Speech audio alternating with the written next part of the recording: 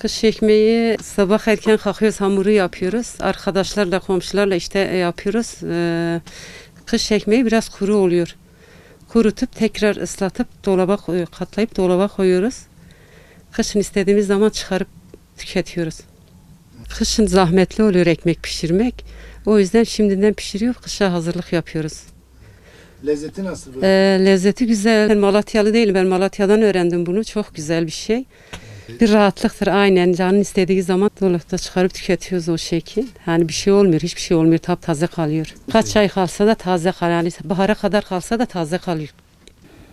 Kışın ekmek dışarıda zahmetli oluyor. Şimdilik kış hazırlığımızı yapıyoruz. Şimdilikten ekmeğimizi pişiriyoruz. Dolaba saklıyoruz. Taze ekmektir yani. Allah nasip ederse kışta da yiyeceğiz. Şimdilik de yiyebiliriz. Bu ekmek bayatılmaz, bozulmaz. Tadı güzel oluyor. Yorucudur, zahmetlidir ama tadı başkadır yani güzeldir. Sabah erken kalkıyoruz, hamurumuzu yoğuruyoruz. Sabah erken pişiriyoruz. Zahmetlidir ama tadı başkadır yani. Herkese tavsiye ediyoruz.